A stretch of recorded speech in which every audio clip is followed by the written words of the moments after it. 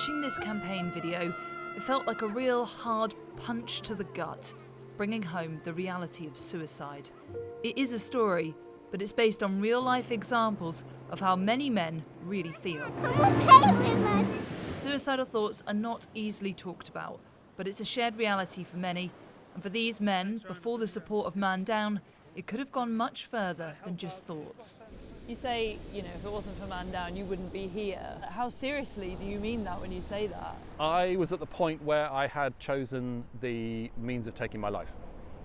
So I was literally at the point where I knew where it was going to happen and how I was going to do it. I hadn't considered the consequences of that action, because when you're in that mindset, when you're in that role of being very depressed, very down, and it's just relentless over and over and over again, you lose rational thought. You don't think about the consequences.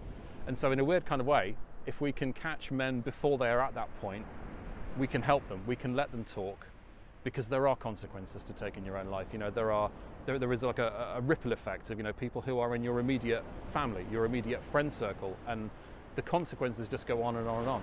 Pete, Chris and Ross all facilitate these free, confidential meetings off the back of their own different lived experiences. At sessions, this ball is passed around, giving men a chance to share their thoughts with those who've lived through it. In the past, Chris has been hospitalised under the Mental Health Act, but says anyone suffering with troubling thoughts should find ways to talk. People say, I just want to be happy. Well, happy's great, happy's brilliant, but you cannot maintain it. You can't stay there, it's impossible. And when you're right up there, you're really happy, it's a long, long way down.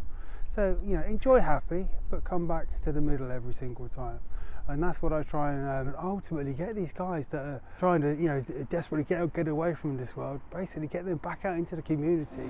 The New Year campaign video has been watched more than 5 million times across different social media sites. But locally, social media is how founder Ross finds out the true picture of how many men are struggling in Cornwall. We get a lot of messages from a lot of people that are concerned about the men in their life. I think there's been about 4 suicides over the Christmas period, male suicides in and around Cornwall.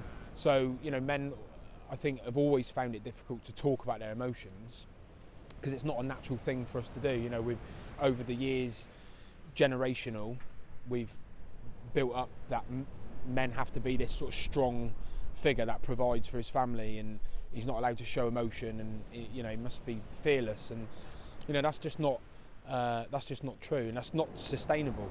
On average, someone dies by suicide every week in Cornwall, and the stats show it's happening more often to men.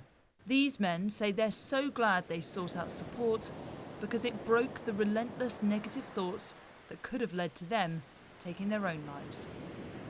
Charlotte Gay, ITV News, Falmouth.